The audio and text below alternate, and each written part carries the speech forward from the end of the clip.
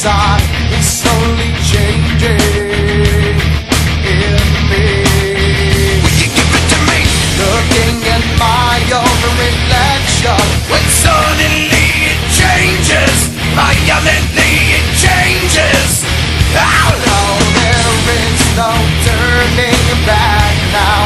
You've woken up the demon in me. Get up, come on, get down with the sickness. Get up, come on, get down with the sickness. Get up, come on, get down with the sickness. Open up your hate and let it run to me.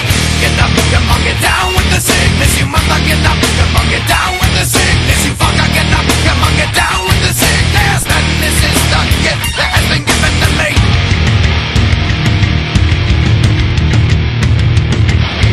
I can see inside you, the sickness is rising.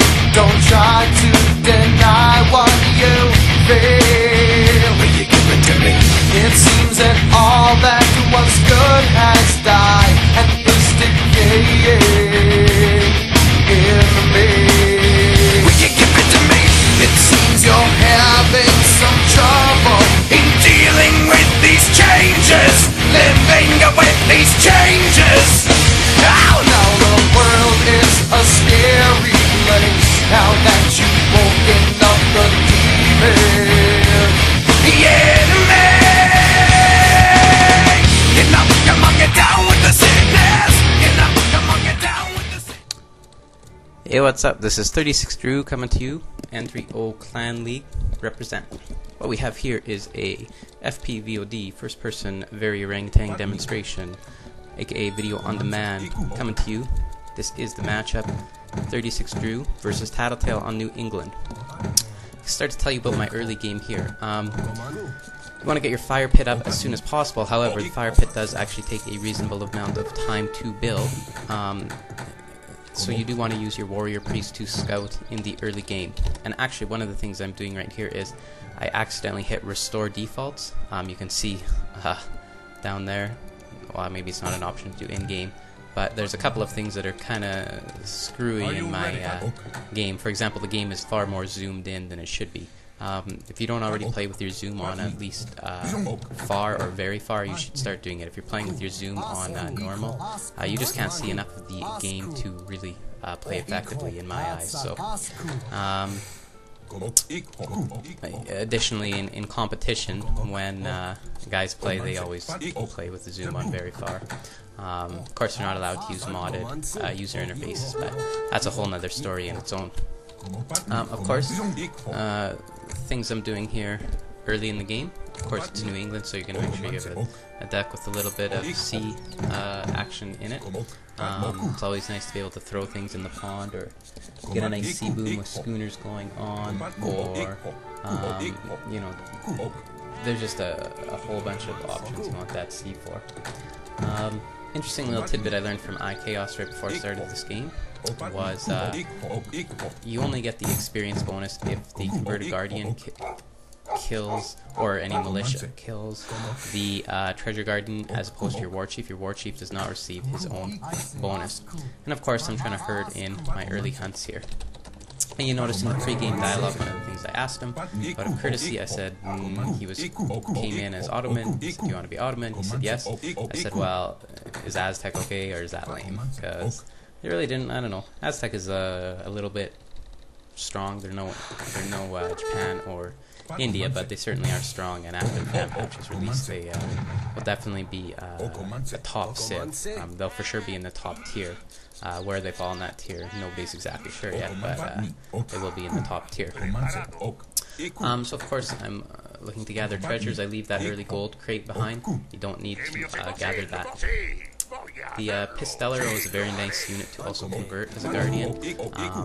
He deals 40 ranged damage, I believe, which against, if I come up against another explorer or something, I mean, that's just huge, especially because the Aztec explorer does not have a ranged attack, has to be a melee attack. Here you also notice that I start attacking with the converted guardian simply because I want my war chief to stay alive. I do not want to lose him in this early game.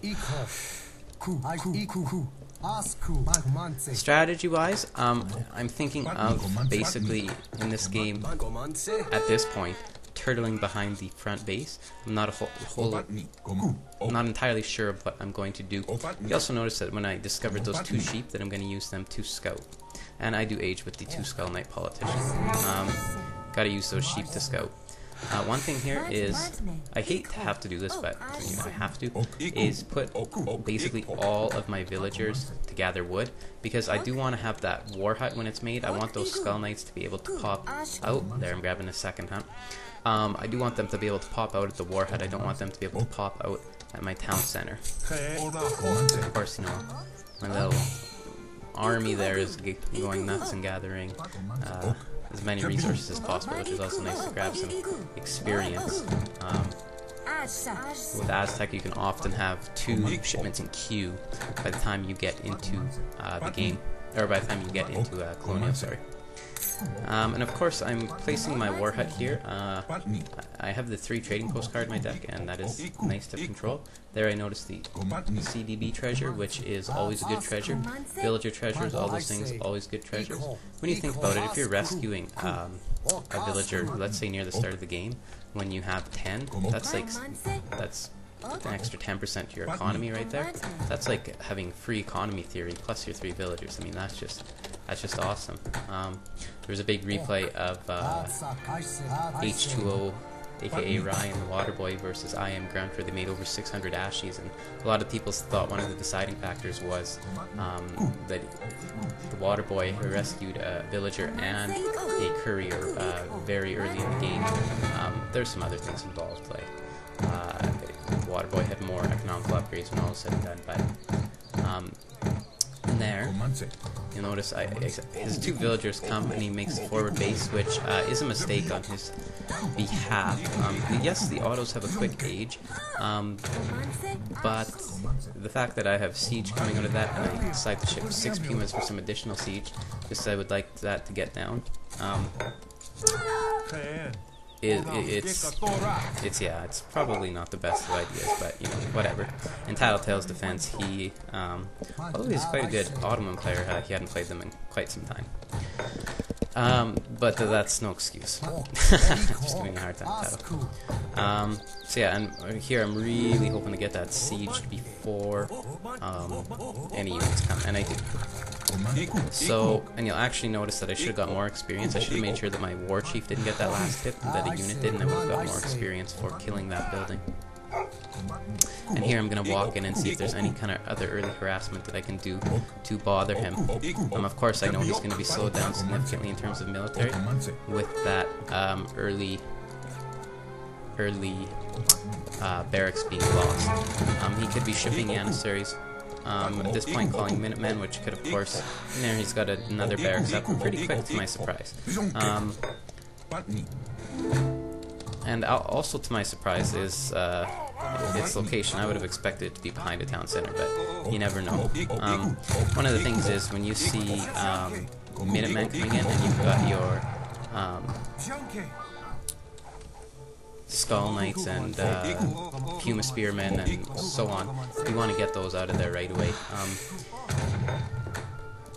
Pumas are classified as a siege trooper, so they'll end up receiving a ton of damage from those. Besides being classified as heavy infantry, also classified as siege, they'll end up receiving a ton of damage from those Minutemen, more so than if they were just a conventional musket or something, as I understand it. I could be wrong on that, but I was reading a post on Age Sanctuary and somebody said that.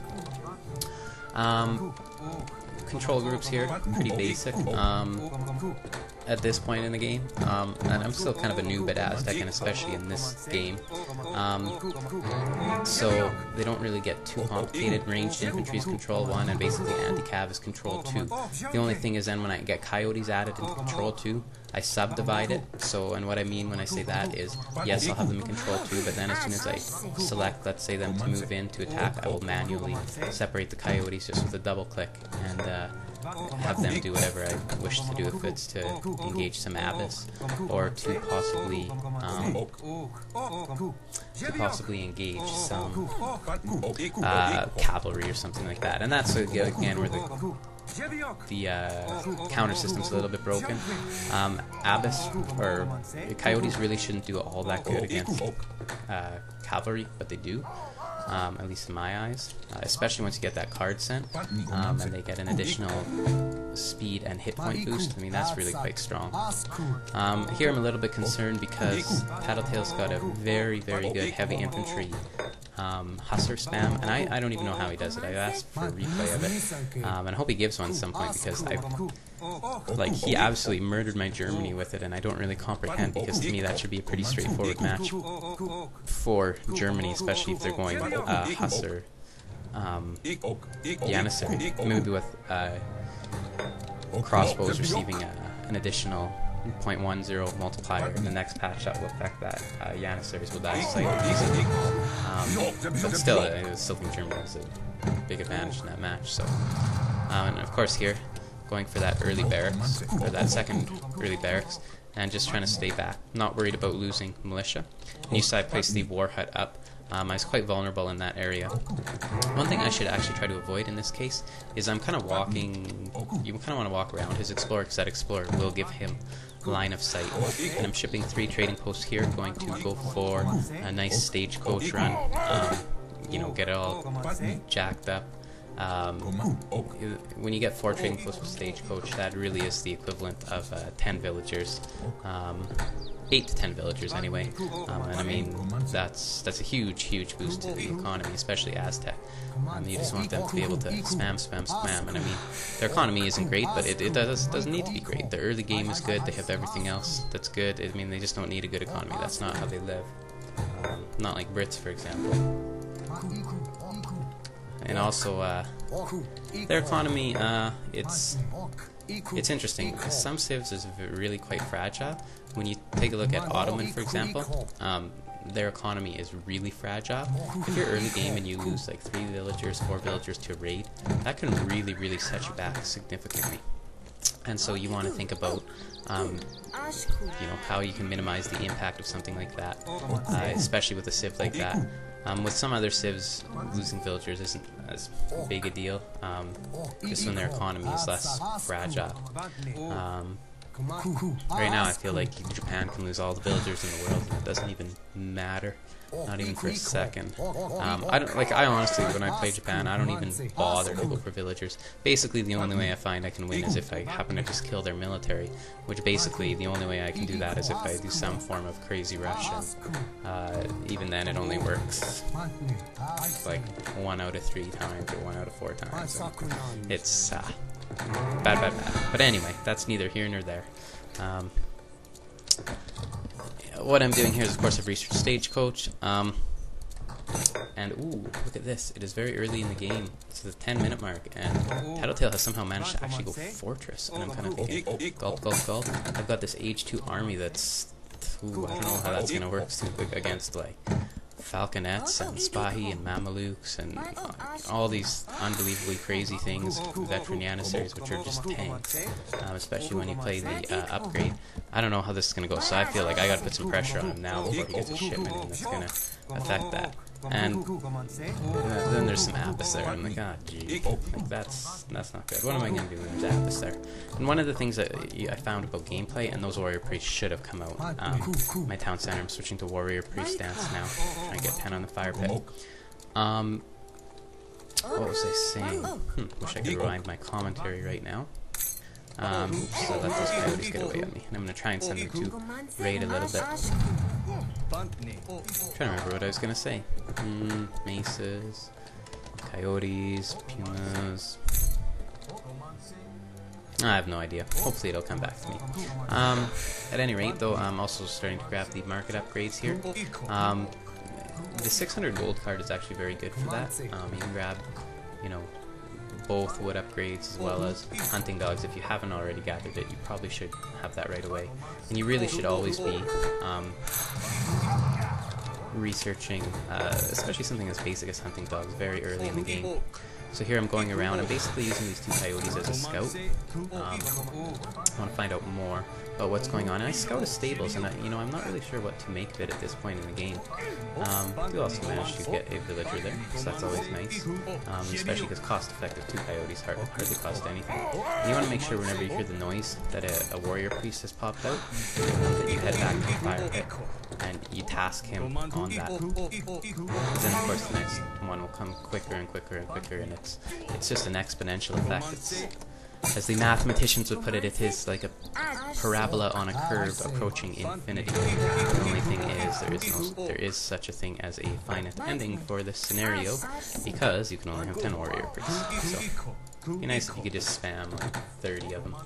And Spahi show up just as I am sending the coyote 20% card plus HP. However, I'm very concerned at my town center, and I use the big button tech for jaguar prowls, just because I don't want him creeping in on those warrior priests. I mean, that could be a lot of trouble. Right now I'm kind of mad at myself. I feel like I've let him get into fortress, I've let him get back in this game. I had a huge advantage by taking not 1 but 2 early barracks away from him. That was just stupid of me. Like I shouldn't have let that happen. And I'm thinking like I gotta win this game. And like this is 5 Spahi here, and I'm like, cost effectively he can engage those. I don't care. Like he doesn't have more of those shipments sitting around. Like, he can engage them all he wants. I switched my fire pit to attack dance. A little bit late doing that, but better late than never. Meanwhile, at my front base, I just can't win this fight. I'm trying to keep him on the heavy infantry, of course, and I'm losing, that Janissary Abbas combo with the FB is just really a killer combo, but he retreats just for a second. It gives me just a bit of breathing room. Meanwhile, I have my Skull Knights and some other units, Pumas that were sitting around earlier in that control group. They wouldn't have done me any good at my front base anyway. Here, once I've got my warrior priest spam, I just want to get the villagers off there, because in my eyes at this point they're more effective gathering resources because they need more units, and that's just basically that. And here I'm just trying to pin and corner those couple of units, run the pinch as I like to call it. Switching to attack dance. You can tell my inexperience with the Aztec here because I'm not quick enough at switching these dances like I should be. Of course, the priority here is killing those Spahi. These beasts, you have to get rid of them. And again, like he's an H3 and I'm an H2, and I'm just like, this is not good. I do have the warrior priest, which is very nice. However, I'm not sure. Thinking, well, my best bet here is to hopefully be able to turtle and click some damage. Next card is just some coyotes, hopefully be able to creep in against the Abbas and do some damage there. And things aren't looking all that good for me at this point. Auto H3, I'm stuck H2. Don't like how that is. Also, there's just 1 hunt that's left back there, but of course with the Spahi, and oh man, look who shows up, Mamelukes. And what do I have? I have like 5 coyotes and 13 mace. Like, what am I gonna do? What am I gonna do? I'm just hoping that maybe like a strong coyote spam, some Pumas coming out from here might be able to do it, but there's a couple of Abbas and Janissaries mixed in there. Immediately task those Pumas when they come out. Get the war hut up, but I gotta ask myself why, and then I start spamming the double coyotes, which I don't know if it's the best use of my resources here, but in this scenario it does end up buying me a little bit of time, and I do end up getting 2 more warheads here. I don't have a huge excess of resources. Here, again, you can see my inexperience with the Aztec. I need to check where I can grab certain big button techs. I just check the house there, and I realize the house is for the mace big button tech. Also, at this point in the game, I believe at about the 20-minute mark, all of the big button techs are like at the break-even point for them to be cost effective. Those coyotes, if they start running, they're just going to get hit with area damage and just die 100%, so they might as well try to inflict some damage on the way. And like, look at that army he's got. I have nothing at my base, and he's got Spahi Mamelukes, cavalry archers, and a whole bunch of other stuff. Here I just get a phone call, and of course, hello? I need to answer it, blah blah blah blah blah. Not much. So, what are you doing? Oh, you can probably hear it in the background with the audio. I can't remember whether you can or can't. Yeah. Well, oh, I don't know. just one It's up sec. to you. Okay. Yeah, no, can I call you back? Okay, bye. And of course, out of courtesy, TatlTael lets me have the pause. I'm an honorable guy. Getting back to the action here. I'm on it. I'm going, I'm still in H2 here. I haven't, I'm still not in H3.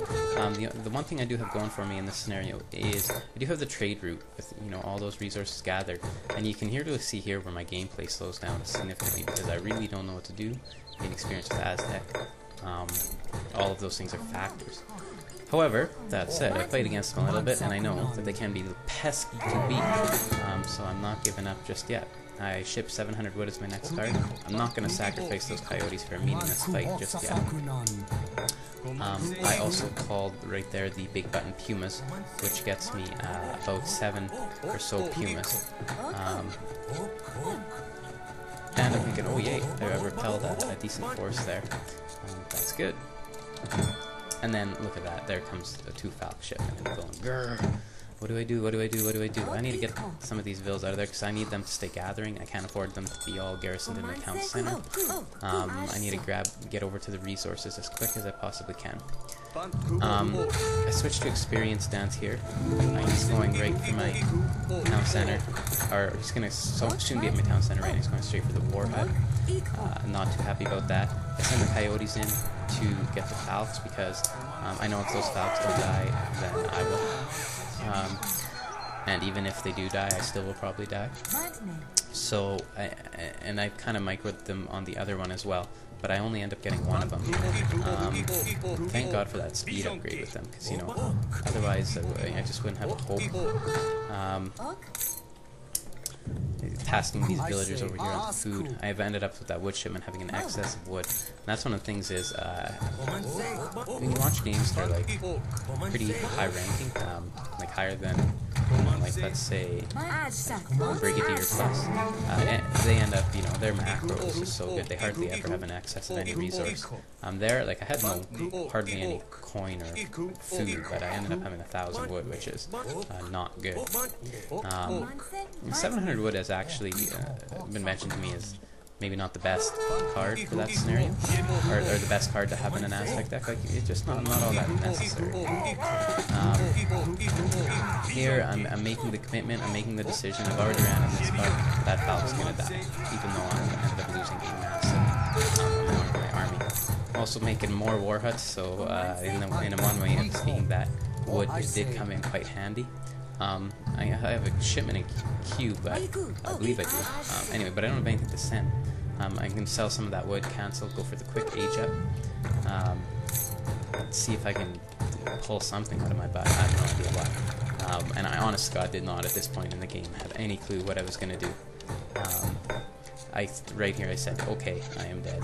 And I really thought I was dead. You know what I mean? So, of course, I have to get those warrior priests in the town center. He's a little bit scared at this point and running away, which is advantageous to me. Get the warrior priest, of course, out there. Still leave some vills in the town center for firing purposes. I'm almost aged up. Oh, good, I'm aged up now. 2 shipments in queue.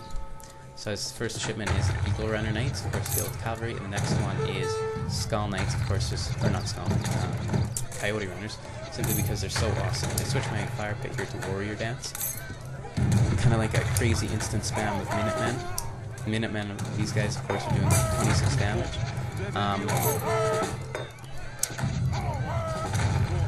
I'm just trying to repel, of course, focusing on all the units, trying to take down some of these big cavalry units of Mamelukes, and there's even a couple Spahis still sitting there.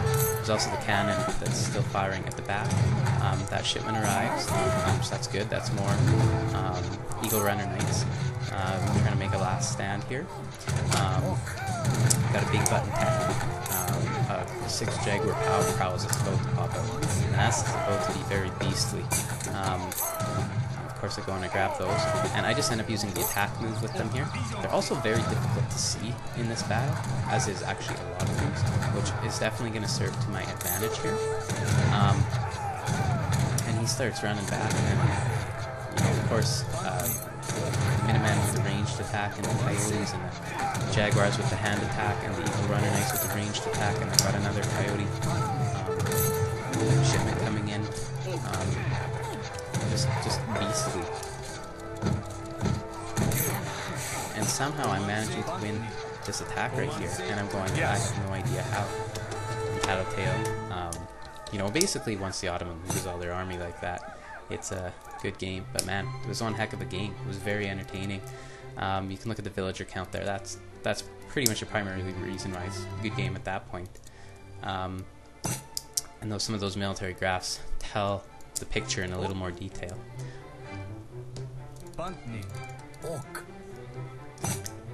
And we're talking here about, you know, what he could have done, and how we both ended up making mistakes, which is funny because, you know, sometimes making mistakes makes for an entertaining game.